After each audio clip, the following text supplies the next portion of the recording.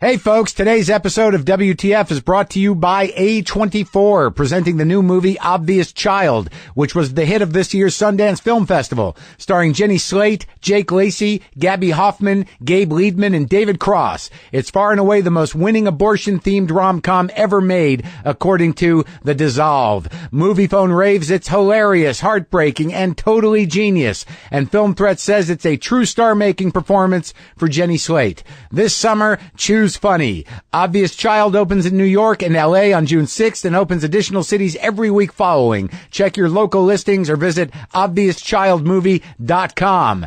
And we're sponsored by Squarespace, the all-in-one platform that makes it fast and easy to create your own professional website or online portfolio. For a free trial and 10% off, go to squarespace.com and use the offer code BOOMERLIVES. That's all one word, BOOMERLIVES. All right, let's get on with this live WTF from the Wild West Comedy Festival with the one and only Vince Vaughn. Lock the gate!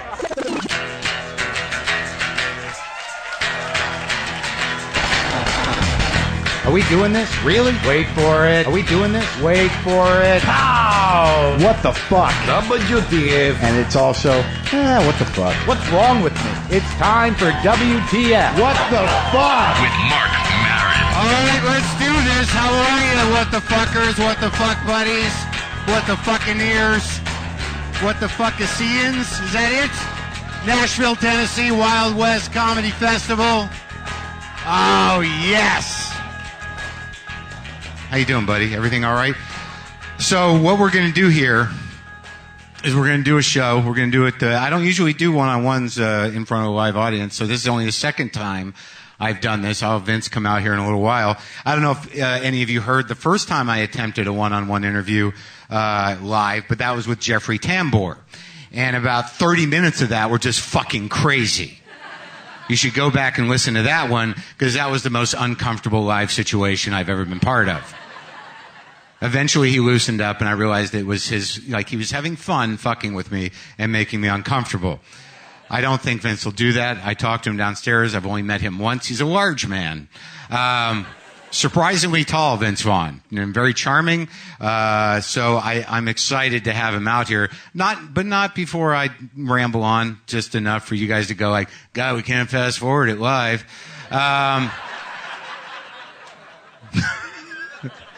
No, I want to say I'm happy to be in Nashville. I come here fairly often. I like being here. I would move here if there was anything for me to do. But I don't know if I could live here. I could live here comfortably, but I imagine like 2 or 3 times a year it'd be like, I'm going to interview Jack White again. There's a few things he didn't say the last time. He's close by. I guess a lot of people live here. Who else lives here? Who? Nicole Kidman lives here? Oh, of course, because of the dude, right? But neither one of them are really from this country, are they? And you guys just let that happen, huh? So you're very open-minded with the outsiders, if they're the right color. Oh, shit. Did he just play the race card in our fucking home? I did. I'm sorry that I got I know you're all progressive people who just want to put that behind you. I am not judging Nashville or the South or any of it. I am full on into it now. Oh, I had my first Goo Goo cluster. Are you applauding that because you think they're wonderful or just because you ate them as a child? What is it? Do you love them? Yeah, they're pretty good. And I think I've been watching too much Food Network. I think they're missing a crunch element. I think they're like, I'd like to maybe suggest a Goo Goo cluster with a little cookie in there or something. Is that wrong? Listen to this. There's a fucking sucking silence in here. Like I just offended, like I just said something bad about your parents. Really? Goo Goo clusters are off limits? There's no room for improvement there? It's like you can say whatever you want about the racial dynamics of the South. Don't fuck with Goo Goo clusters. Because that's our regional candy, asshole. This is exciting. I bet you don't have these. This is a Goo Goo cluster pick. I got a Goo Goo cluster guitar pick. Did you even know they existed? This might be the high point of my entire time here. Is a Goo Goo cluster guitar pick. I have one. Fuck y'all. I don't even know where they came from. There were just 2 sitting there. It wasn't like there was a bunch of them. They just left them out for someone to find, like me, and go like, no fucking way. A Goo Goo Cluster guitar pick? That's ridiculous. I want one of those. What? It's worth money? Is that your first thought? Yeah, buddy. I bet you I'd get $3 for it. Yeah, like, how much for the Goo Goo Cluster guitar pick? Some guy's got to really be a real Goo Goo Cluster head to fucking want that thing. They only made 4 of them, man. I got 2.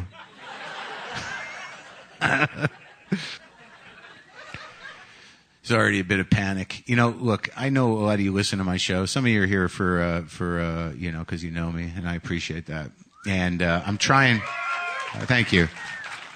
And I know a lot of you are thinking like, hey, man, everything's going good for you. Why are you so fucking whiny? I don't think I'm whiny, but I am finding that I'm a bit aggravated, and I can't figure out why. Have you ever had that happen? I couldn't be happier about my life right now, but yet I wake up in the morning, and I just want to be pissed off. Like, I don't know what that is. I have to fix that, because you can't be doing well in life and run around going like, fuck that, because people are going to be like, no, fuck you. What do you have to complain about? But I think there's some part of my brain that wants to be angry, that is just looking for an opportunity. Case in point. I don't know what's happened to me. I don't know if it's my age or what, but I can't leave my house without forgetting at least 2 things. I don't know when that happened, but I'll get out of my house, get a quarter mile away, and I'll be like, fuck, my pants. You know, but not that bad yet, but I'm prepared for it. So here's what happens. This is just like, this is anger I don't understand, because I know that I clearly want to be angry, and I'm trying to find the appropriate place to do it. So I leave my house. Well, here's what happened. I got up, I made a nice cup of coffee, put effort into it. You know, I put effort into coffee. I got a cone, I pour it through. It's a ritual. So I made this beautiful cup of coffee. I put it in my stupid travel mug. It was all ready to go. Get into my car. I get down my hill about a quarter mile. I'm like, yeah, coffee. Fuck, no coffee. All right. Now, a normal person at that moment would have turned their car around and driven back up the hill to their home. Not what I did. I chose to back up the hill angrily. At 40 miles an hour, there are cars parked on both sides, and I'm just like, fuck that. And I'm driving like a madman up that hill. Didn't hit any cars. I made it, and there's that moment where you do something stupid like that for no fucking reason, and you pull it off. You're like, hell yeah, I just did that. And I didn't hit any cars. I fucking nailed it. I nailed my stupid anger display. I was proud of myself. Proud. Yeah. I didn't even need the coffee after that. I'm like, I don't even need the coffee. I'm jacked. I'm pure rage. So that happened. Oh, okay, I'm going to tell you this just because it was fucking cool. You know who was in my garage? I tweeted it so some of you know. Fucking Billy Gibbons was in my garage. Are you kidding me, man? What kind of life am I living? I live in a 2-bedroom, 1-bathroom house. Like a cabin. With a shitty garage, and fucking Billy Gibbons is sitting there in my garage with his beard and hat. Look, anyone who doesn't like ZZ Top can go fuck themselves. That's a fine way to open a show. I know some of you who are a little younger are like, I don't know, the beards, I don't know. How about before the beards? Why don't you go back a little bit, all right, to the real shit. Fuck the beards. Listen to Tres Hombres. Why am I selling ZZ Top? Like they need to sell records? Look, if you do anything after this show, please help out the fellas in ZZ Top, because just as a public service, all right, they only made $1 billion and they're hurting, all right? Billy needs some sort of trimmer, and I'm going to be at Zany's tomorrow night. There's still tickets. I'm just telling you that. I'm not going to take it personally that it's not sold out. It's 7 o'clock on Friday. I know that's a weird time. And then, what? It's competing with Willie Nelson? Fuck, I'm canceling the show. And I'm going to go see Willie Nelson. I should interview him. I wonder if he would be a good interviewer. He'd just be sort of high. Let's find out. I'd be high? I don't do that anymore. But like, that'd be weird. Would I relapse for Willie? Like, I'd be like, if you'll talk to me, I'll take a hit. And then the entire conversation be like, does my face look weird? Willie, am I cool? Am I cool, Willie? This is really good shit. They didn't have this when I quit smoking this stuff. You have an amazing disposition for this shit. Hey people, sorry to interrupt. We're sponsored by Audible, and I can get you a free Audible download and a 30-day trial membership. How's that sound? Over 150,000 titles to choose from over there, and you can download and listen on your iPhone, iPod, Android, Kindle Fire, Windows Phone, and over 500 MP3 players. Go to audiblepodcast.com/WTFpod for that free audiobook of your choice and a free 30-day trial membership. Let's go to Audible right now and do a search on Vaughn. Just Vaughn. Holy Christ, look at that. Star Soldier, Doomstar, Book 1 by Vaughn Hepner. No idea who he is.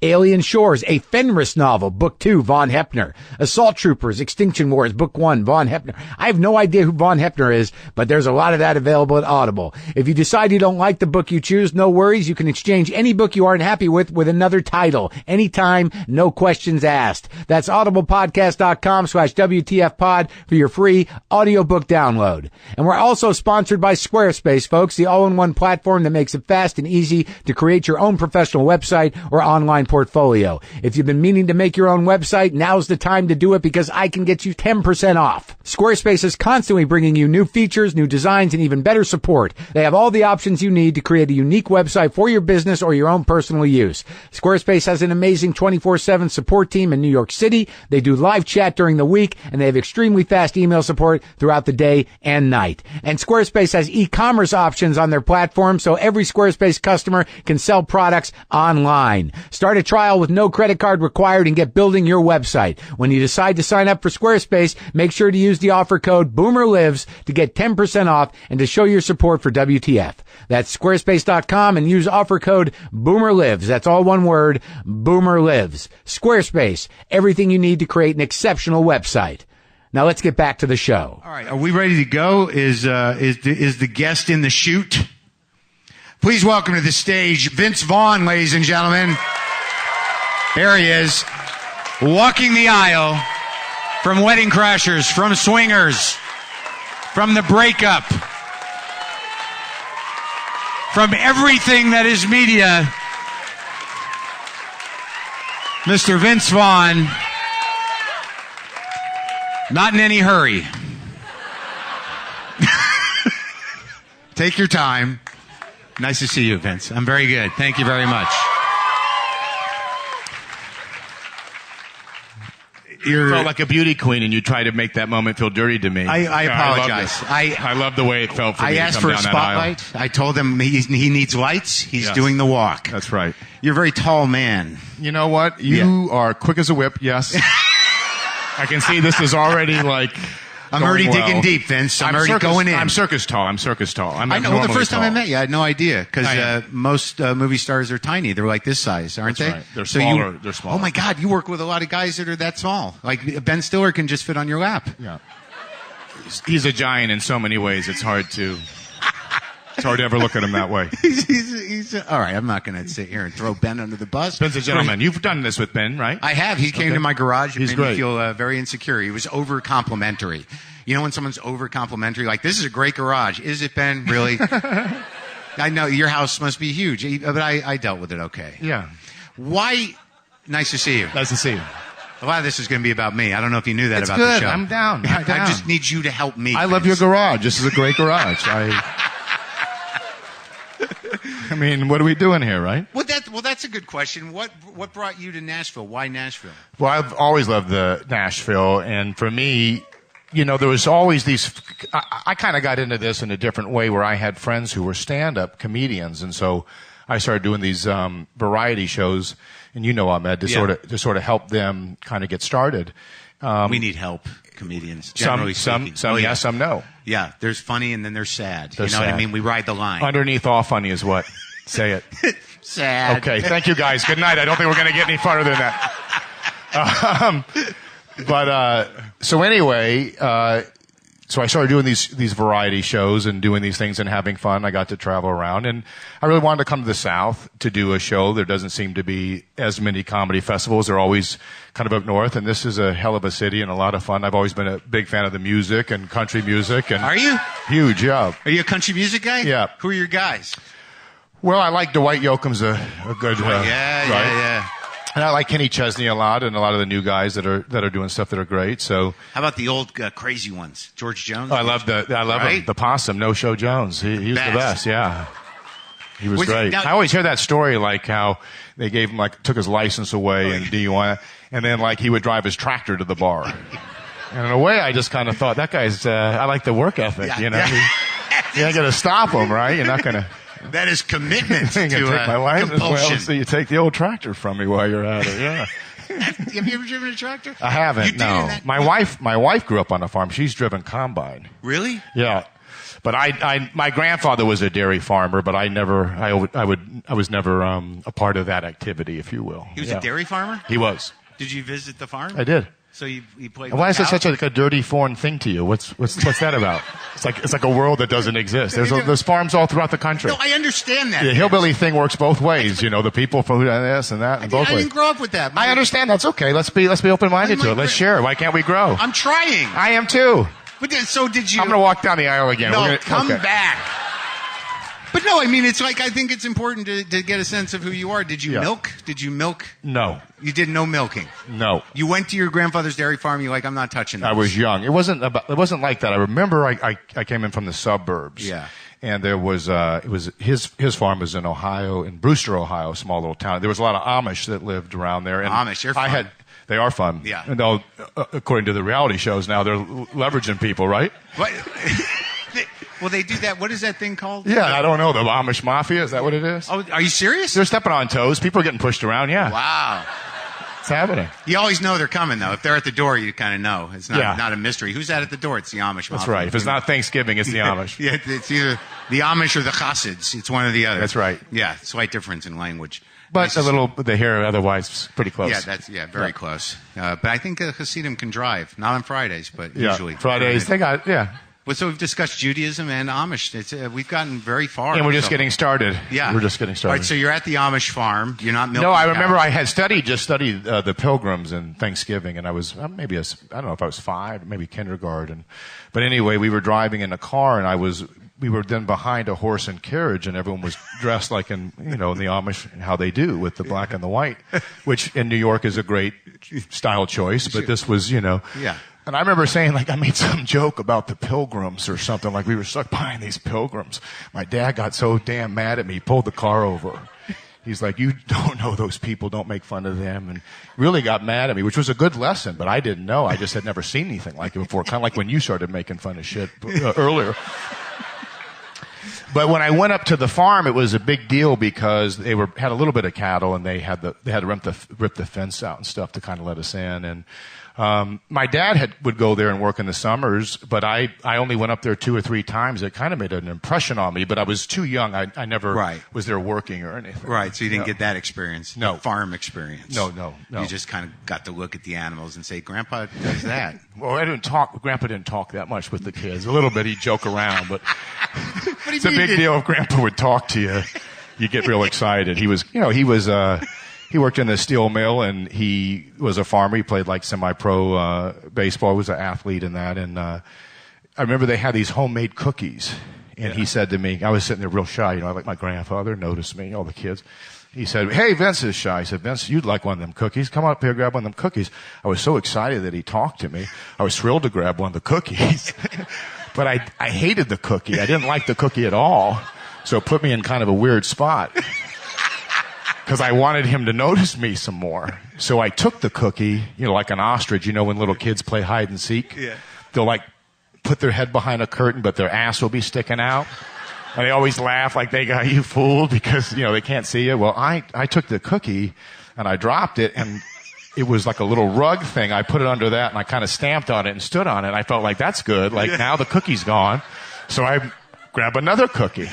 And then he liked it. He said, oh, yeah, see, he was just shy. He loves those cookies. But I really just liked him noticing me. Well, I did this about 3 or 4 times. Yeah. So I know when I left, he had to turn, to the rest of the family and go, that little Vince kid's psychotic. Like, who the fuck takes cookies and stomps on them underneath the rug? Those are my farm. That's my That's farm a great story. farm story. Yeah. That went in a direction I could never have expected. That's right. That was the cookie story. That's the cookies. But where'd you grow up?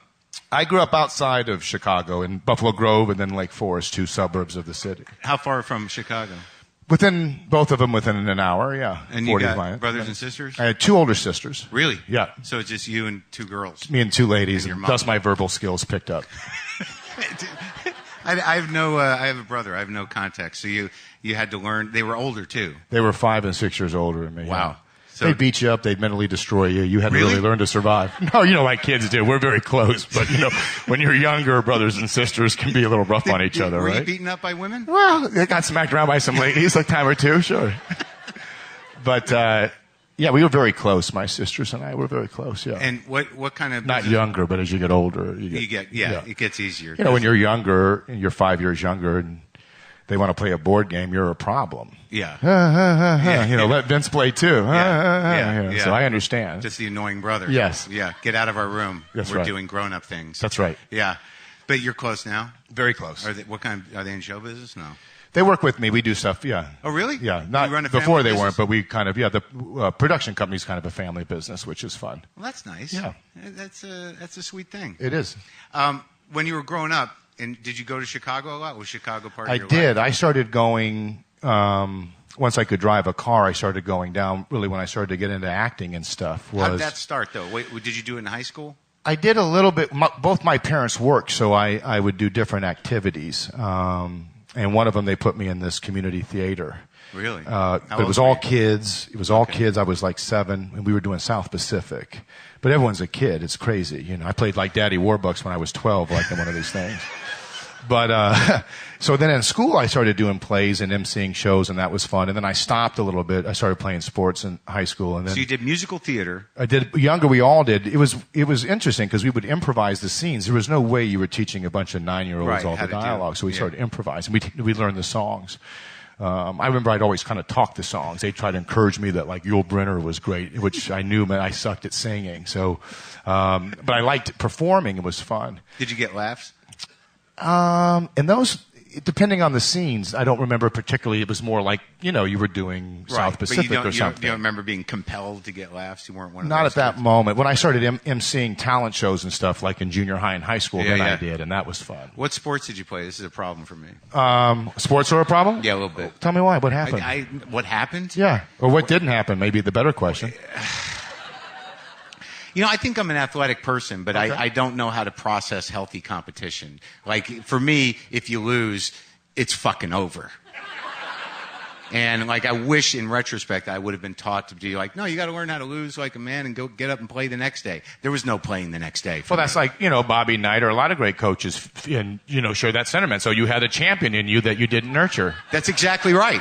You have like an unfed champion in you. Right. You have a starving champion that wants to go win a ring. That's right. And because I was defeated by my own insecurity, that's not the true. world was that's denied. Not true. I don't like that labeling. No, I don't either. That's not true. But I denied the world probably an Olympian. Yeah. I could have done something. I don't know what. Maybe lifting. Kept track of what the scores were that the other people did. Something. You could have contributed. No, you could have done something. Here's what I'm saying to you. Okay. You were frustrated with not winning, which is a good thing. It was a shitty team, man. It was a shitty team. That's I got stuck with. I was on the Bad News Bears. Okay. I seriously was. The Little League team, they were just horrible. My mother didn't know how to sew patches on properly. It's a long story. I like it. It's a laughing stock. I like forgot it. my hat during the picture. I'm the only kid How in old the were picture you? without the hat. How old was I? This was 2 years ago. Yeah. Yeah. No, it was like 9 or 10, peewees. You know what I mean? I was afraid of the ball. Look, let's talk about your Here's the one thing I heroic want to say. sports Here's the career. one thing I want to say. What? You can be pretty tough on my friend Mark, and he's a pretty good guy. I want you to take it easy on my friend, because I like him. Okay? All right, but I don't think you really know him. He's kind of a pussy. He's a good man. All right. I'll try and I'll get that to him. He's a good man. Yeah, I'll get that to Just him later. be easy on him. You don't have to give him anything. Stop teaching him. Let it go. But were you like a captain? Was I a captain? Like, if I was a captain, somehow I would be, like, put in a horrible category. I wish I was a fucking captain so we could have that conversation. No, I was not a captain. What do you mean you weren't a captain? No, I went into entertainment. I was not a captain. But wait. I played sports. I wrestled. I played football. I did a little bit of everything. And You wrestled. I did. But you're so tall. I'm tall. But how the hell you won every time, right? I was pretty good. You know, I didn't want to. I wanted to play a team sport because those are fun. Like you Right. ride on the bus and everyone's laughing and we're in together. Wrestling's not like that. You're sitting by yourself. You're spitting, you know, big league chew. You're trying to lose weight, and you got to get in a street fight in front of some kid you don't even know in front of your mom and dad. It's uncomfortable. But I wanted to be like, hey, high five, or you missed the block. There was none of that. It's like, nope, he pretty much just choked me out. But I did, and I enjoyed it. And then when you started losing the weight, and as you get older and stuff, I didn't like it as much. I played football, and I was above average. There's a weight athlete. issue. You wanted to eat more, and that's why you got No, into it wasn't wrestling? that. Once you start like that's your weight, but Yeah. you know, 3 months later, that's not your weight when you're growing, unless you're wrestling, and then it is your weight, right? You'd wear like the fucking sweat shit on the bike. Did you wear that? It was like what was that one with the Madonna song in it? Vision Quest. Oh, okay. Yeah. Did you wear a unitard? I did the whole thing. God. I wore my unitard to school. I was so fucking proud. What's up? Look who's wrestling, bitches. No, I did not. But then I started going, gosh, I'd like to do this, you know, acting and this kind of stuff. I didn't know what it meant. Hold on a minute. What are the Oh, sports? we're going to go back to this. Yeah, I need to know because I want to judge Okay, you. so football. Oh, football. Yes. Wrestling. Okay. I played younger baseball, but just for a couple of years, not later. How much football did you play? I played football 7th, 8th, freshman, and sophomore So year. you had a letter jacket? You were a letter jacket guy? Could have had a letter jacket. You had Right. a That's letter- okay, though. Learn to love those people. You're going to love a little I bit of know that. yourself. I'm talking I know. Let about it go. me. We're going to work through this. We are going to work through this. So, but what kind of letter jacket wearer were you? Were you like a dick or were you like the cool guy? Oh, I was a dick. I'd pick on anyone who quit a fucking sport. I would have fucking kicked the shit out of. I couldn't have stand that guy. I just wanted I would have found him. I just wanted Oh, you forgot your fucking hat?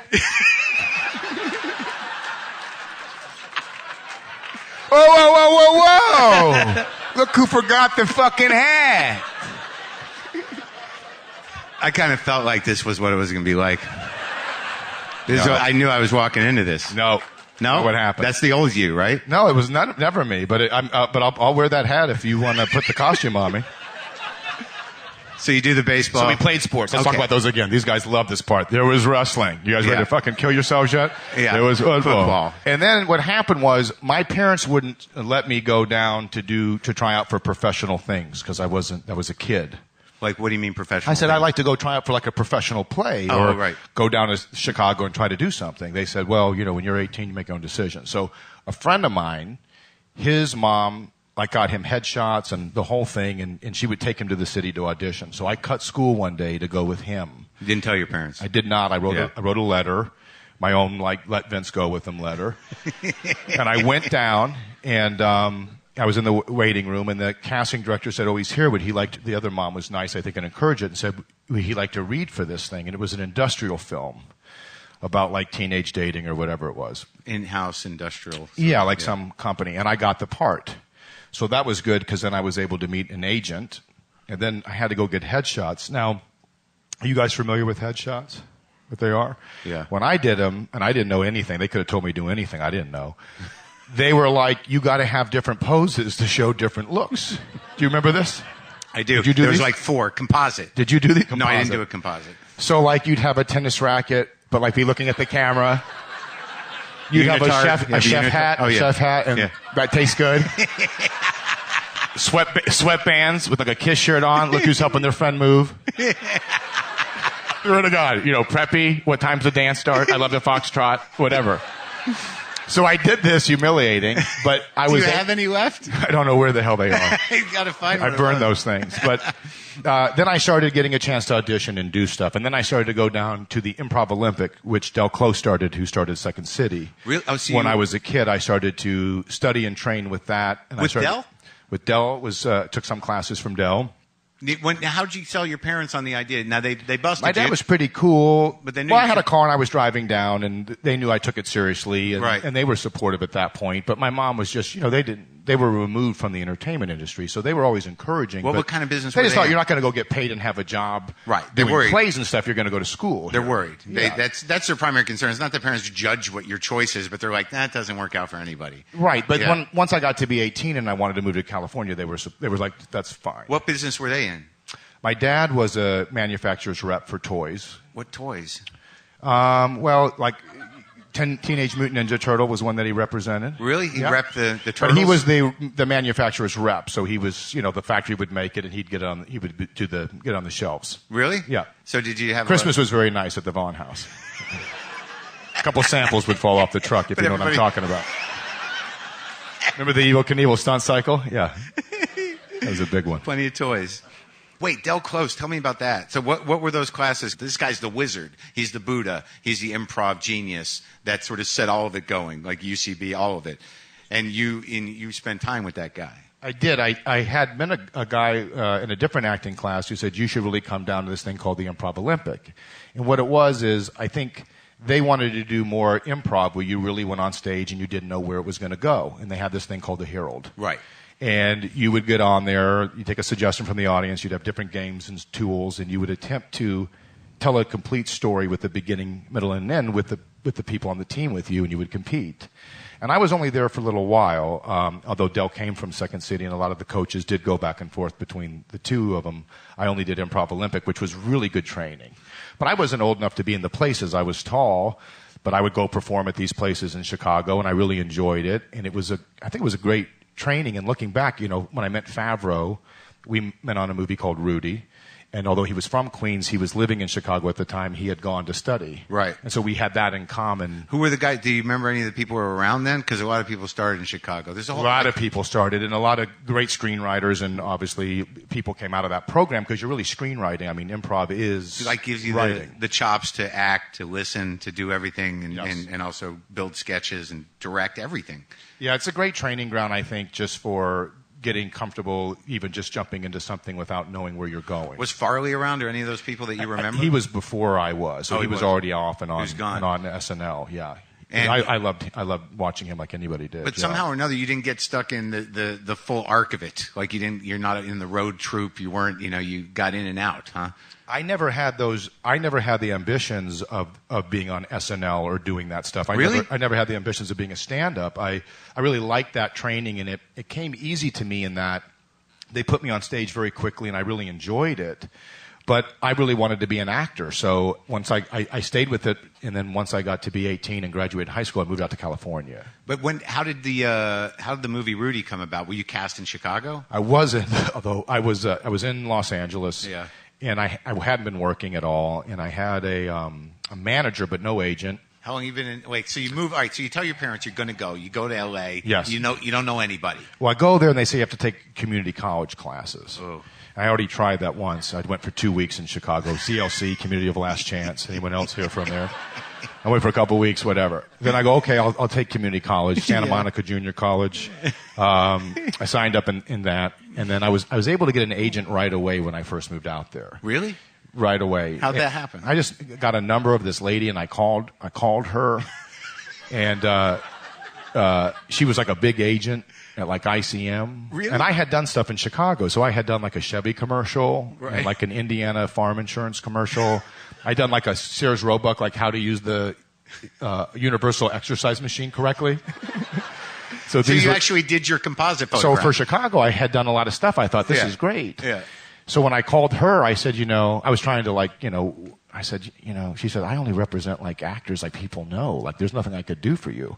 And I said, I'm not sure I'm going with you. We haven't even met each other yet. But she was nice enough to refer me to a smaller agent. And I went to this, not smaller in size, but in stature, but I went to her and she just liked that I called someone right away and that I had studied a lot in Chicago and I had done some stuff. She So they liked your signed me up. moxie. She liked the moxie that I brought to the this table. This guy's got balls. That's right. Are you still with that agent? No. No. How long did that last? I was with her for a while. But I had kind of been dropped by agents and stuff for a long time leading up till Swingers. It was about 7 years or so that I was out there.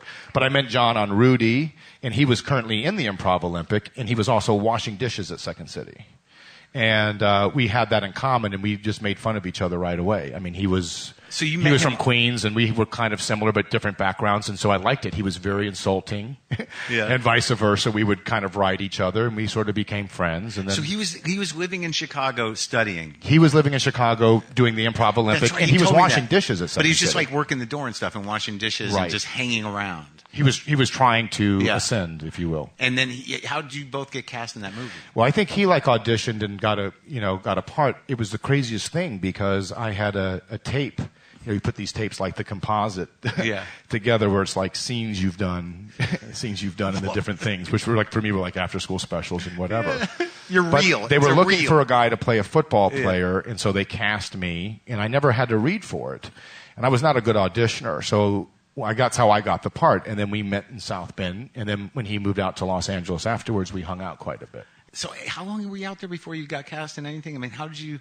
I would get cast every now and then and stuff. What But were you the first year I got cast in nothing. It's difficult. Sure. So I know. it's difficult. But it seemed like you were hammering around. You were out there for a long time. Where were you working? What were you doing? Well, I was fortunate. National commercials paid a lot. Oh, right. And I had done those younger. Yeah. And then I would work every now and then in residuals and stuff, but nothing consistent. Yeah. Nothing fun. Nothing weird. Nothing too crazy. No, I wish I did 21 Jump Street, China Beach. Different TV shows parts. that were there at the time. And you were how old? Were you like 20? What? I was 18 when I moved out. So and I did Swingers, I think I was 24. Favreau has a funny story I want to tell because it made me laugh. They name these characters stuff. He told me this. He went in for, he was heavy, he did Rudy, and he was like a big guy, and there was an audition for this movie, Shawshank Redemption, which seemed real pedigree for us. We were like, that's great. And he got a part to go read, and the part of the character was Fat Ass. That was the name of the character he was going to read for. And Fabs didn't like that they named the part Fat Ass. I don't blame him. But anyway, he wanted to play around with him. So he went in, and there was a receptionist girl, just a girl. She had nothing to do with anything, right? This poor girl just sitting behind a desk. So Fab comes in, and meanwhile, there's a bunch of really heavy white guys, a bunch of them in the room, all they're auditioning, obviously, for the same part. So Favreau goes in and goes up to the girl, and he just real naive and excited, says, "I'm here to read for the part of Fatas." And she goes, I'm sorry. He goes, Fatas. I'm excited. My name is John Favreau. I'm here to read for the part of Fatas. She says, there's not a part of Fatas. It's like, well, what part could it be? What could it be? What am I here to read for? She goes, I think I know what part that you're here for. So she gave him the sides and handed it to him, and he looked at it. He goes, this isn't Fatas. What is this? And she goes, the name on the top of the sides, the name is on the sides. He goes, well, what is it? What does it say? Because he just wanted to make her say it to him. So she looked at him and she goes, Fat Ass. And then he just acted like wounded to the core, like he couldn't believe it. But I always like that story that John tells. But it was like you would go up for those kind of parts, right? Whatever. Sure. Whatever I never was cut out for it for the same reason sports didn't work out. Oh my God! Go on audition. At some point, let's get a little backbone here, right? Let's go on the audition. They're like, rejected. The victim. Reject. No. Yeah. No, it's not a victim thing. It was just sort of like, no, it's kind of like somehow it's like someone's got to make you okay with that journey. You know what? Only one that can make you okay is you. Honestly. Really? That's real love. Yes. Was there ever a point in your life where you were wavering with your confidence? Yes. When? Early on? Well, I think you always have that at different points. Yeah. Don't you think? Well, if you stayed out in L.A. before Swingers, it must have been like, fuck, how am I going to make a break here? I think what it is I think that the confidence comes from working at something more and more, and I think the fear, which I had, is a good thing depending on how you manage it. If it doesn't destroy you. Well, it does both, right? And then you learn that, I think the thing with acting is you have to work really hard at it, and you'll get more confident. Like anything in life, I think you have to work really hard at something, including your own life. You have to really try at something to get better, and you can improve where you're at if you're willing to kind of do those things. But part of the fun for acting, I look back now, I don't know what I was thinking at 18 or what got it in my mind. It was probably, for me, feeling like younger, that was an area I got a good response in and I felt confident in. Right. So I felt like, gosh, that feels fun. Let's go do that. And then when I went through rejection and all that a lot of actors do, you sort of have made your bed at that point. So you just sort of gosh, I got to make this work. I don't know. I don't think there's anything else I feel good that I could do. I really love this, so I better really work at it. Right, but that's sort of part of the game. I mean, if I talk to actors, like the auditioning process or not being right, certainly early on, I mean, now they know who you are. But at some point, you just have to say it's not personal. That, if you get rejected from a role, a lot of times they're not even looking for you. Well, when you're going through it and you're young, you do take it personal. But as you get older and you get on the other side of it, it isn't. But of course it feels that way because you're trying very hard to work. I mean, you want to work. And for me, if I would have gotten a TV series or anything, I was just thankful to have a chance to try to work at the art, at acting. I wasn't trying to be selective. I was just thankful I wanted to do this. It felt so foreign to me. Were you training at all? I trained a lot. I always trained all the way through. With who? Well, in Chicago, I did Improv Olympic Right. and that, and I did with David Darlow, Shakespearean stuff, and this is in Chicago. And then in L.A., I started with Larry Moss quite a bit, who's a very popular acting coach and terrific. I just worked with him recently on this last movie I did. And He came in and coached? no, just I went to go see him and go through my stuff. Because I'm always because I think acting, and I you could probably confirm this, is like I think you have a natural ability for it. I mean, either you're going to, like, some part of you lives in that. Like, there is natural talent to it. But I'm always curious as to what people say the craft is or what the method is. I mean, what are some helpful things that were told you by these teachers that enabled you to move forward with focus? I believe that, there's always more than one way to the waterfall. Yeah. So there's not, this is the only way to do. Did you make that saying up? No. Oh, okay. No. But I do believe that there's more than one way to sort of learn how to do something. It depends on how you learn and how you do stuff. And I like trying different things and take some things that work for you and go and do different stuff. But like, what was the first problem solver that you had? Like when you were when you were first going out and you were first in LA and you're learning how to act. What was the first obstacle that made you go like, oh fuck, yeah, I can do that? Well, I think the difference is auditioning felt very different to me than having a material for a while and kind of feeling like you were creating a character. Yeah. I feel like in auditioning, there's something in that dynamic that was very, you're going in for a job interview. Yeah. And I was raised to be, polite and shake everyone's hand, which was the worst fucking thing I could have done. I remember I go in, these guys probably couldn't wait to get me out of the room. I thought, who's the guy from Mayberry? But I would go in and I would say, it's such a pleasure to meet you and such a pleasure. They're like, fucking hey, can the fucking tall guy sit down? We're not going to cast him anyway. It's an honor to meet you. Whatever. That's how I thought you took a job interview. And then I could get a weird feeling like I knew I wasn't going to get it, but I felt like I had to make them okay. So I'd say, well, this is great stuff. You guys are going to have a great time shooting this stuff. Yeah.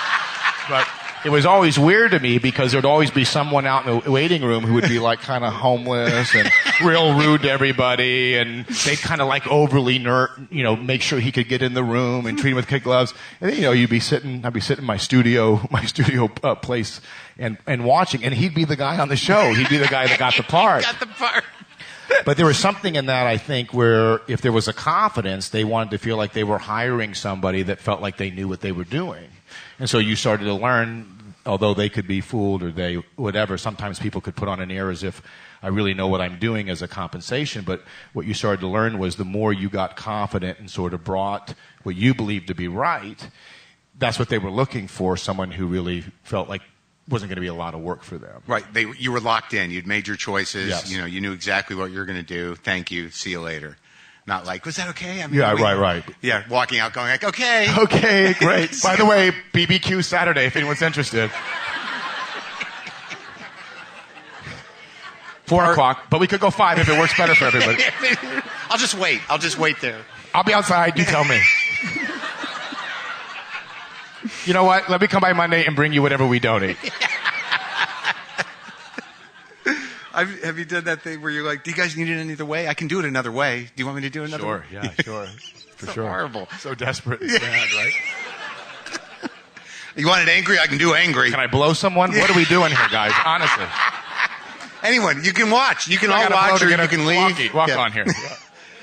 How much part of Swingers' creation were you part of? I mean, were you working with John throughout the process of it? Yeah, it's when that first happened, I said to Favreau, I'm sick of auditioning these people. This material is not very good, and no one's writing stuff. I said, we should write our own stuff. And I made up my mind that I was going to write something. I had flown to Austin to see a friend of mine. I was going to go write, and I came back after 2 weeks. I kind of got my outline. I was ready to go. And John wrote Swingers in 2 weeks. He got one of those screenwriting books, and he wrote it, and it was great. Which book? Sid Field? Yeah, Sid Field, one of those, right? Oh, no, maybe it was Joseph Campbell he got. Oh, Joseph Sid Campbell? Field. The Writer's Journey. Okay. I think that's the one he did. And it was great. And we had a... What did you write? I had not finished that. I had written a treatment, and I was like, 2 weeks, this dude turned out this script, and it was incredible. Wow. Like, I think it just kind of came out of him, and that it was sort of something that was, close to him. But we really loved it, and we said, we're going to get this movie made. And we were young and very kind of like, we have to not compromise the script. And it was difficult because no one knew who we were, me less so than him. And also, the movie wasn't traditional in that they said, well, swing music, who listens to swing music? And they said, can you make it grunge music? That was more popular at the time. And they said, there's no girl's point of view in the movie. We'd love to hear how the girls think about dating. I said, this isn't a fucking health video. Right? We're not trying to save the... It was about a bunch of guys who don't really know what they're doing trying to figure it out. Yeah. Like, if there was a girl hanging out, there wouldn't be a fucking movie, right? Yeah, here's the girl telling me how it works. Well, I'm dating her. What are we struggling with here, right? So, it was sort of a coming of age. So we were very, we would meet every day and talk about how we're going to get it done and who's going to finance it, and went through all those different journeys and that kind of stuff. And, I had ideas, and a lot of the dialogue and stuff that was in the movie was stuff that I had said joking around. But John really, wrote the movie. It was his idea. He coordinated it, but we were friends, and I definitely, gave him ideas and collaborated. Totally John's doing as far as the idea, the setting, all of it. But you guys had a dynamic. We had a dynamic. You entered. And he wrote it with my voice, so a lot of this stuff was things that I had said, and, that kind of thing. But we were just thrilled to be doing something. And Doug came in with the money to make it. We made it for $250,000. We shot it in 22 days. And you have to understand, I mean, we didn't have any money to shoot, so we would go to a bar, and the bar would be open because they couldn't close it. They say, yeah, you kids can shoot here, but we're not closing the fucking bar down. So we'd be there trying to do our lines. Your money, baby, whatever. Yeah. But there'd be people there hanging out, like drinking. And in L.A., if you're trying really sincerely, you're a loser. Like, that doesn't go over well. Like, if you're really making an effort to do something, no one wants to be near you. There's something sad about that. You got to make it like you're cool and you got it working, right? Yeah.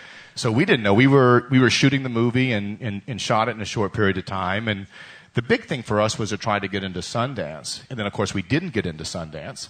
And but then ultimately the movie really, we had finished it and did a screening, and it really popped. Like, everyone wanted to buy it at that point. It's a huge movie. People love that movie. It became a kind of a cult classic for sure. Yeah, people love that movie now. I mean, like, some people, like, they're...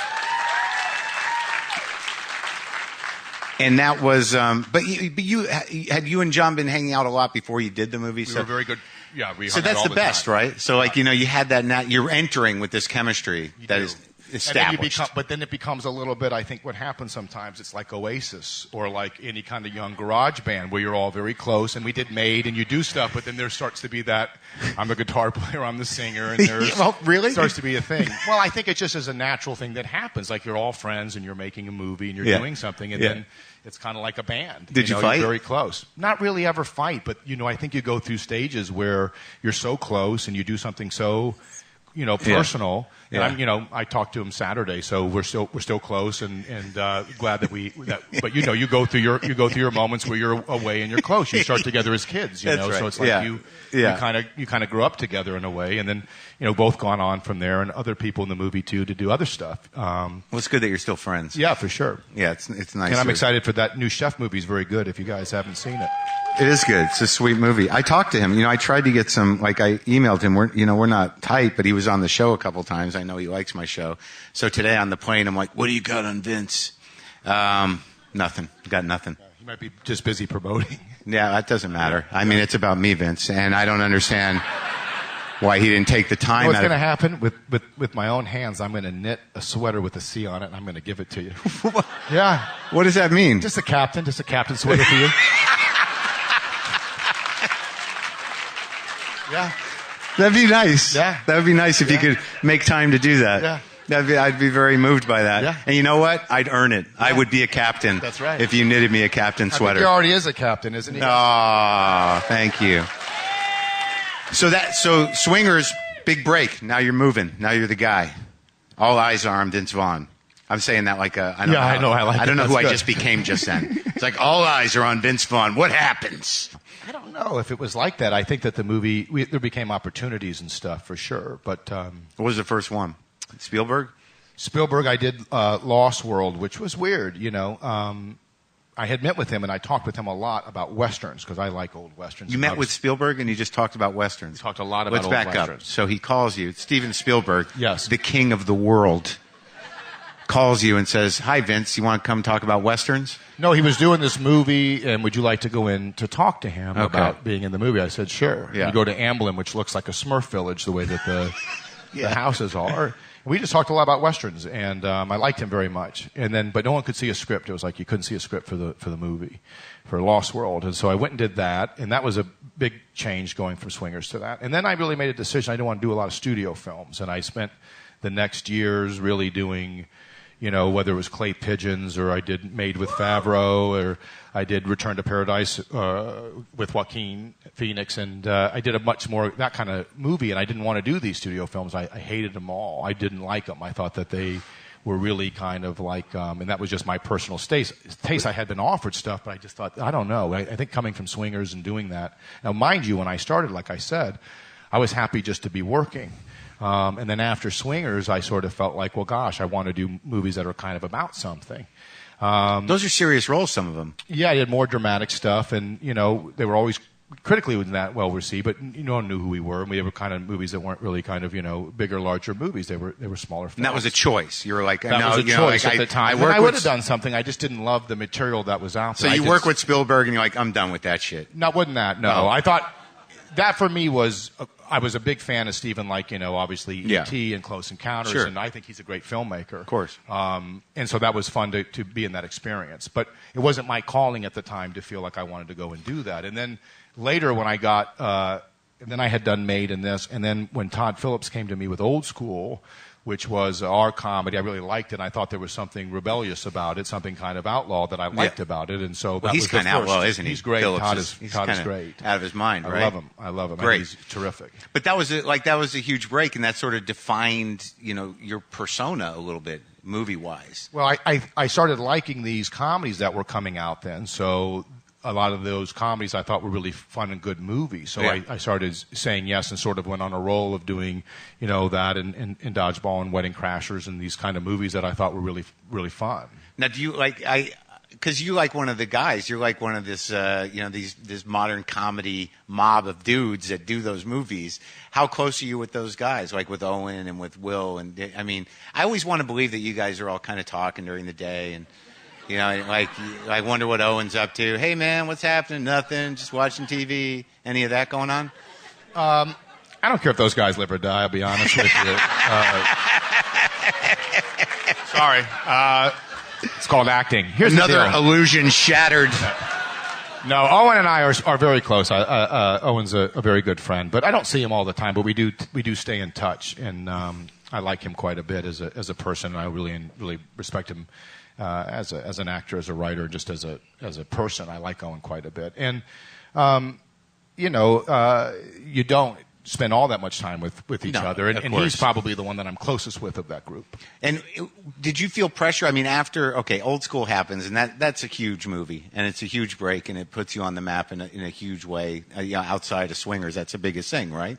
Up to that point. For sure. I had done some other things, and I did one movie that I did that was The Cell. And I played this part, and I said, I want to do it this way. And they said, yes, you can. And then I did it, and then they wouldn't let me do it entirely the way I wanted to do it.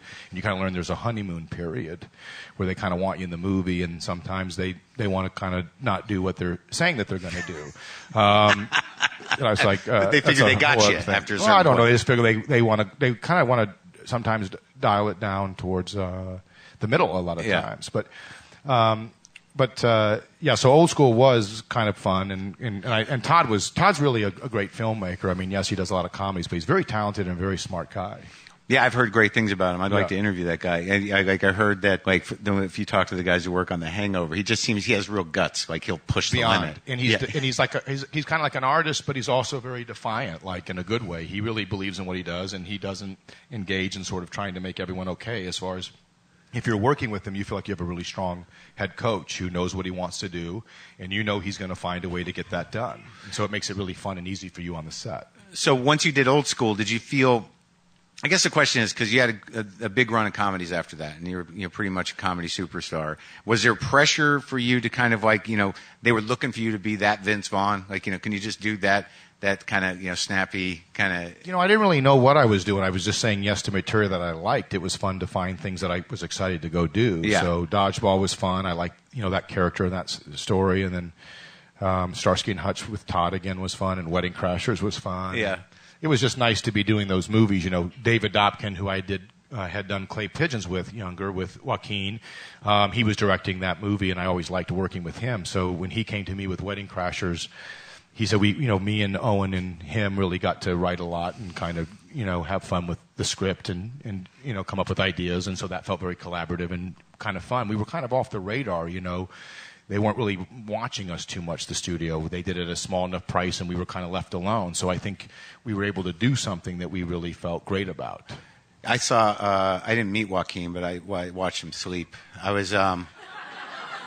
It was probably wrong of me. I was being flown somewhere first class, and he was in the seat ahead of me, and he was sleeping. I went to the bathroom. I'm like, there's Joaquin sleeping. I should probably keep moving. But I lingered for a couple seconds. I'm just being honest with you. I like that. I don't know him. He seems like a nice guy. Very nice. Yeah, I didn't get that far. He was tired. But normal. Most people on planes do like to shut it down for a little bit. Yeah.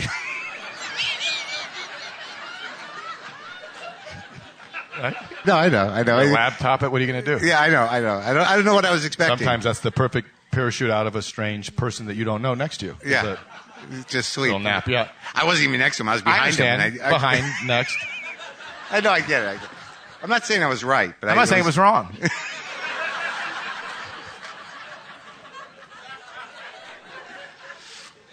Now, your dad was in a couple movies with you? Oh, yeah. We started with Swingers. John's put his grandmother in Swingers, and I put my father in Swingers. And then it kind of worked, so we kept trying to put him in stuff like a good luck charm. Is he still around? Yes, he is. Unfortunately, Favreau's grandmother's not. She was the best. But my father is, and he's great, too. Yeah. And you've always gotten along with him all the way through? With? Your dad? Yes. That's for good. The most part, yeah. We're very close, yeah. And we fight, sometimes like anybody does. Yeah. There's stupid shit. Doesn't matter. Like, what team's better, it doesn't make a difference. Sports. It's family, anything. Yeah. Sports, things that you aren't a part of. I can't do this anymore. I swear to God. Got to get past it. Got to get past it. What do I talk about? Ceramics? What do we excel at? I don't know anything about ceramics. Well, what is it? There's got to be a safe place where you really feel good. Guitar. Guitar? You do feel good with guitar. I like guitar. Yeah. Are you playing guitar? You play guitar? I don't. So How there do you you go. like that? Checkmate. Yeah. You won. I'm a captain Yeah. of guitar. Yeah. That's right. Captain That felt Guitar. great. Yeah, that felt good. You know what? It felt good for me, too. Did it? Yeah, because we got past that other I'm moment. past it. I am, too. Do you have cats? I don't. My You- wife had a cat that was non-negotiable when we got married. You had to have it. Well, yeah, that was with, it's, Came with it's her. one thing to have a cat. That's one thing, right? Yeah. It's a cat. That's Yeah. fine. Yeah. But then when the cat's name's Diva, it's like just sticking it in you, right? I got a cat and its name is Diva. Yeah. Okay, Diva's fine, but Diva's not like a friendly cat that wants to be down with everybody. Dogs? You a dog guy? I'm a dog guy, but I don't have any dogs currently. Why not? Well, I will. The kids are very young, and when they get older, Oh, so you got to wait so they don't hurt the yeah, kids. and I got to make it my wife's idea. Yeah. Well, I realize you want a dog, so here we go. Here we go. Diva the dog. So, You a swimmer? Big swimmer? Yeah. Yeah. I was on a swim team. Okay. I did do that. All right. Yeah, I had a B time in breaststroke. I was all right with that. Okay, Yeah, I okay. can swim. I can do a few strokes of butterfly and make it look impressive for about like 30 seconds. That's and good. Then I peter out. How do we do with the ribbons? What colors were we collecting? What do we have on the wall at home? No. Some blues, some yellows? What are we working with? Which one's yellow? Third? Yeah, maybe a couple of those. Relay? A couple of thirds. Yeah. Relay? Huh? Relay? Yeah, I did relay. Did you push it? Did you touch the wall or not? Did you push it? Did you try Yeah, to get that? I was not good at the flip turn. Flip turn? Not couldn't do it. Wall and push. Yeah. You're not Yeah, I gonna- did you're not that. going to go blue with that. Yeah, and the backstroke. You're not going blue. You're not going blue with the No, grab and no. push. Yeah. You got to mermaid it, Little Mermaid. There'd be a little Ariel, a little princess, a little water princess. I know. And the other problem was the backstroke. I'd always like turn over for the wall. Yeah. Yeah, that doesn't. I was a terrible swimmer. You were? I was a lifeguard, but I never was licensed. True story. How do you get that job? Well, don't worry about what I do and what I don't do. You know what I mean? Looked at the. Thank God there were no problems. Well, I was. My friend of my mom's, I wanted a summer job, and she was a lifeguard and could certify people, so she certified me to get a lifeguard job. And I didn't know CPR. And but I took the lifeguard job. I'm like, again, 16 or something. So I used to get all the kids and play games with them because I wanted to keep my eye on them. I was nervous that if something happened, I didn't really have the skills to save anybody. So I get them all to play games and stuff off the rings, and I would watch them all and play with all the kids. And then I did learn CPR, obviously, because I was like, you can't be watching toddlers and not be able to save them when that's your job. But I was a lifeguard. I love that story. I'm going to tell it again. I was a lifeguard. But I was on a swim team, and I was horrible. I was a terrible fucking swimmer. I know that makes you just so happy, Captain Guitar.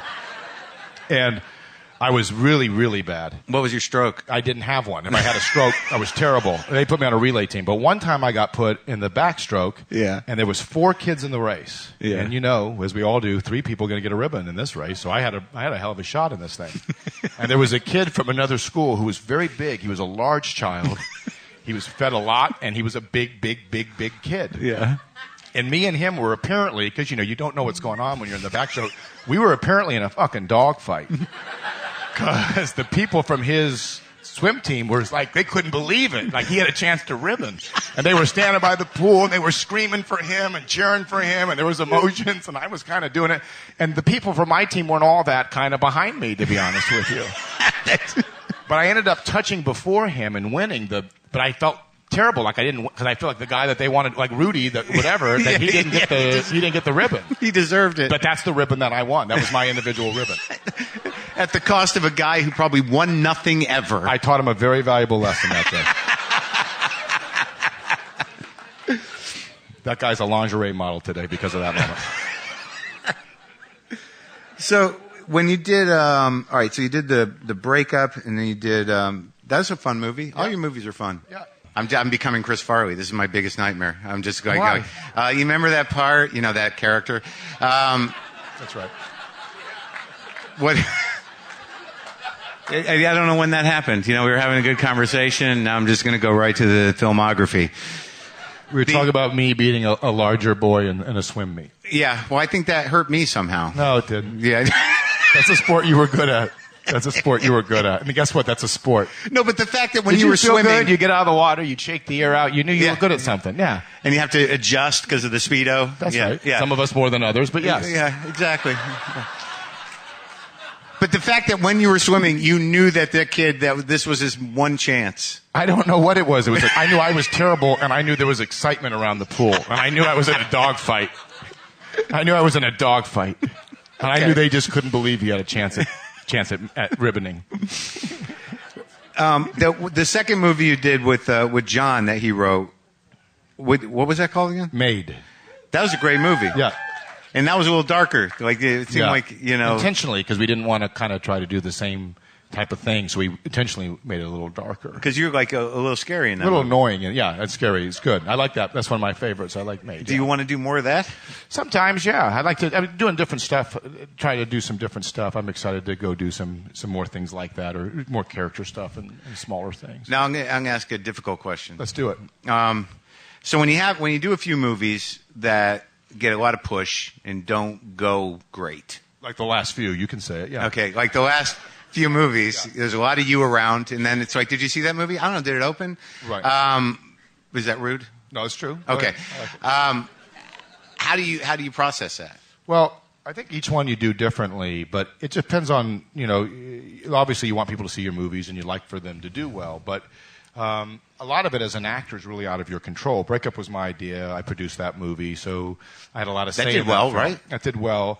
And that was something to do a little different where they don't necessarily end up together at the end. And it's hard sometimes to get those things through a process because with no happy ending. They want the thing that's going to test the highest and be the thing that's going to be the most obvious for audiences to want to go and do its multiple. So if you do something like that, they really want to try to have the version of the movie that they think is going to be the most crowd pleasing. Right. So I was fortunate that I was able to, be able to have it be sort of the ending that we intended it, which was for them not to end up together. But, on some of these films that you go do, you're just a hired gun, so you can, for example, on The Internship, which was my idea originally, and I think Sean did a very good job with the movie. The story of the movie is very good, but obviously for me, when I went back to Owen, I wanted to do an R comedy. I wanted to do something that was adult, that was far more, adult in conversation, and it ended up with the studio and decisions to make that movie PG-13. So they neutered it. Well, I just sort of felt like it's weird because it's me and Owen, and obviously it's a workplace thing. You could go there. I mean, it was the original intention to. Right. But as an actor, those aren't your choices. You're really not, even as a star. It's not you're still the medium is really the director, and then Right. and then ultimately the studio, depending on what the situation is. That's Right. why when you're doing things like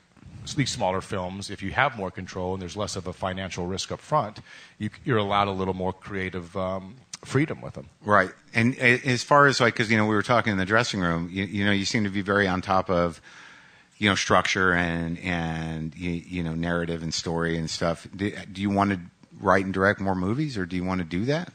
I like being involved in that process, but I think if there's something that you can step into that you feel really good about the people that you're working with, Yeah. and everyone wants to make the same movie, that's fun. But I think as you get older, you do enjoy being more involved in the creative process. And I had been younger with the people that I worked with. We were far more collaborative. And it's for me, I enjoy that side of the filmmaking process. What are you producing now? Do you produce a movie called Swim Team? Yes. And in this particular film, there's a bunch of misfits, all from different walks of life, kind of from the wrong side of the tracks. And they were younger, they swam, and they were pretty good. They were a good team, but they just couldn't beat those rich kids from the other side of the track ever in a big swim meet. That sounds fresh. And now they're older. It's like a Park District pool, and you got the one guy who's like really psyched, so he shaves every little bit of his body because he wants to be like a greyhound in the water. He wants to be fast, so he shaves it all up. One guy's got some substance problems. He can swim his ass off, but is he going to show up? Right. You know what I mean? Yeah. One guy's not swimming for him. He's swimming for his dad. That's not going to work. That's not going to last long, right? One guy's got a wife that's really on him and on him and on him and, pushing him around and making him make choices and sacrifices. And one day in the middle of one of her tirades, he just walks out. She goes, "Where the fuck do you think you're going?" And he goes, "I'm going to swim practice, kid." That sounds great. Yeah. Is that in production? Well, I don't want to say it's a green light, but it's a flashing yellow. It's a amber. Pre-production. So how long have you been a dad? A little over 3.5 years. Is that great? Yeah, it's great. How did that change everything for you mentally and emotionally? I waited till I was older to have kids. How old are you? I'm 44 now. So and you had so them at 41? I always do the math, and I feel like I'm like, when I was younger, the kids, you show up with that old parent. I always felt weird that you go, God, fucking Laura's dad's a fucking senior citizen, right? Remember they always had the real old dad? Like everyone's parents would show up and then he'd move real slow. And I was like, and then someone would say something like, "Oh, it's nice your grandparents showed up. That's my dad." Oh, fuck, I want to bury my head. I feel terrible. Yeah. But I started doing the math. I think I could be the old dad. Yeah. Because I think I was 40 when I had the first one. So, but the good side of it is I think that you're older and more patient in those ways. Yeah. But the downside is like when I beat my dad for the first time, and we're going to go back to sports because I know that's where you live. It was a big deal, but I know these kids will be beating the shit out of me early, right? Wait, how'd you beat your dad? With basketball or like a game of horse, he's far better than I was. He played in college, but if you beat him in a game of horse or something, it's a big deal. But my dad was younger when he had kids. Now, how about you? What about me? Kids? Almost. Yeah. Yeah, came close. Yeah. And then I don't know if I think I did the right thing. I was she was significantly younger than me, and I had trouble getting her to clean her room, so. I don't know that the child thing was really going to work out. I don't think it's going to happen for me. And is it something that you want? I've avoided it this long, and I've been married twice, and I've got no kids. Right. So I think that I might be a little too self-involved. I don't know. Maybe you just haven't found the right person, or you weren't the right time for you. So you think I can I still do. do it? I think you still could. I think if it's something 50, that you want. Man. You're also a guy, and you would be able to have a kid. It's scientifically possible. I'm 50. I'm going to have to find a woman that's going to have to sign some sort of paperwork that she's going to have to do 80% of the work, and that when I'm 60, she just leaves me alone and brings the kid in occasionally. Well, I think it's about finding the right person, whoever is going to make sense for what you're looking for. If that's something that you think want. there's still hope, huh? I do. If it's something you want. I don't think it's something you have to have. But I think if it's something that you want to have, you can kind of ask for those years back now and say there's things I'd like to have. Is I'll it have wrong kids to with you. say- I'll have kids with you. Is it wrong to say- Right now. I will have kids with you. I'll impregnate you. Huh? I'm saying I'll have kids with you. You were reaching will? for me. I don't know what happened. Oh, yeah. Well, I thought that's what we were moving About to towards. have Is that kids. what I'm in. No, I think, is it wrong to say I'd like to try it, see how it goes? Hello? Ding, ding, ding, ding, ding. Oh, yeah. So you guys thought you were coming to a little do you talkie want talk. should we Guess do it what? now, or do you want to wait on it? Oh, yeah. Do you want? Oh, like a big closer, and now I'm gonna fuck her, and then we do that. And Vince, Here's what I like. You would ref it. You could Here's ref what it. I like. Let's get someone pregnant and back into getting along. I think that's a good plan. Huh? I like this.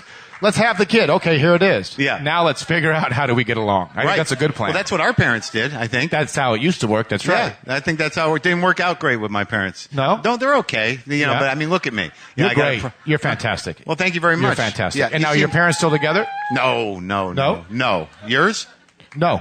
Right. How old are you when that happened? I was 21. I was. So they waited. They waited. You? Till right when you got out the door. I know that's the thing finally. too, right? Because that's on the other side. It's like, oh, great, it's all pretend. You're only here for me, right?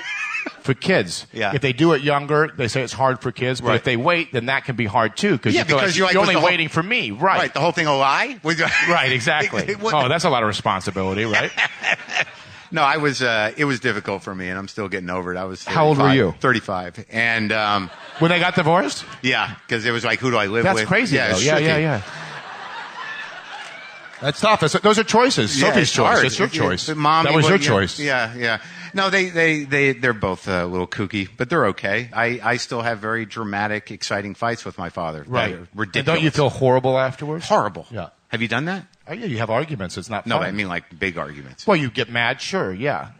Not like fighting, no, not Not fist fighting physical, thing, no. but I like- love my father. I have so much respect for him. But you can fight because it's your family. You can get very upset over But things. like, fuck Yeah, you. you scream and get angry. Yeah, it can you happen. do that? Try not to. Not in a while, but younger What's for a while? sure. Seriously, Yeah, it's No, happened. what's a while? Seriously. It has happened. Yes, I've confirmed that. But it's not an ongoing thing. Yes, this is like all of a sudden, I'm like a detective show, and he's trying to get the final answer out of me. All right, the guy stole the car. What do you want? Yeah, I've got your father on the phone. There he is. Yeah.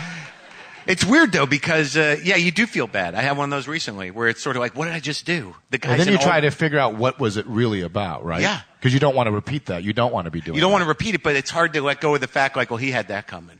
No, do you feel that way? Yeah. Yeah, I do. Okay. Don't you? No, I don't, but but it's okay. I like this. You feel like he had that coming because you feel like there was times, perhaps, where he was kind of pushing you around a little bit, and this was like, now it's his turn to know what it feels That's like right. not to be heard. That's right. Yeah. Yeah. And how Yeah. did that feel once that happened at the end, well, a couple it days felt- later? Felt good? It felt, well, I'm trying to defend it. Yeah. Yeah, I'm trying to defend my choices. So let me ask you this. Yes. A little time passes. Mm-hmm. You and him find yourself back on the old horn. Mm-hmm. And what's the first thing said? Do you talk about the fight or you just move on until a new fight happens? He's trying to renegotiate. Okay. Yeah, but then there's always a little catch to it. You know, there's a but, you know, and then I'm like, oh, that's a clause, and I don't enjoy that at all. But I think the idea isn't the but maybe kind of saying, here's where I'm coming from or here's how I felt as a person? Because even though it's your dad, he's still a person feeling his stuff, right? Isn't the but kind of like... Yeah, but that's not my No? problem. That's not your Is it? stuff? It's going to be okay. You know, Yeah. it just becomes... Yeah, I sent him some money, and I think that...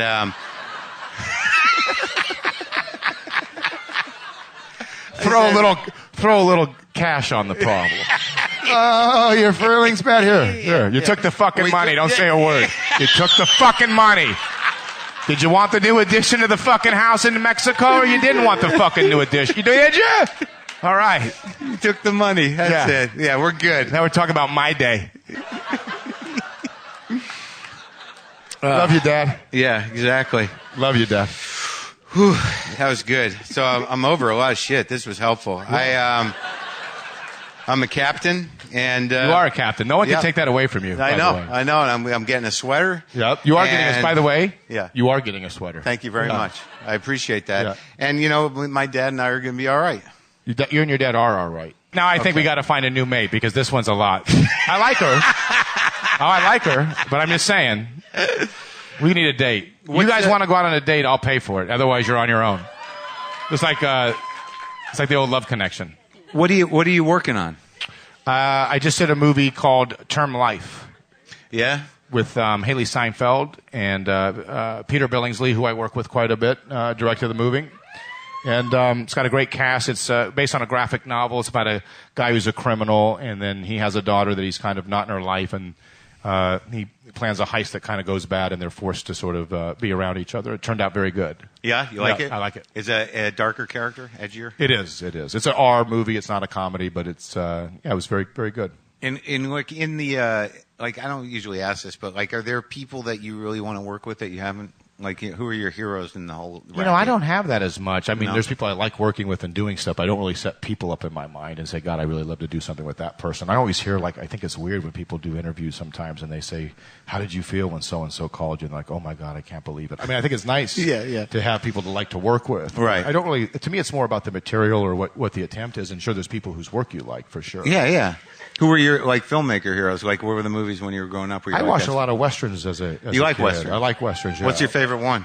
It's hard to pick a favorite one. I watched Shane a lot. Was good. George Stevens. I like Wild Searchers? Bunch. The Searchers was good. Wild Bunch is great. It's a great movie, right? It's great. Peckinpah. Yeah. Bill Holden. Yeah, he was great. Man. Great. And who was the other? Robert Ryan played that. Very good. Yeah, that's beautiful. Ben Johnson. Yep. Ben Johnson. Yeah. He was in both. He was in Shane and he was in Wild Bunch. Wow. And Warren Oates.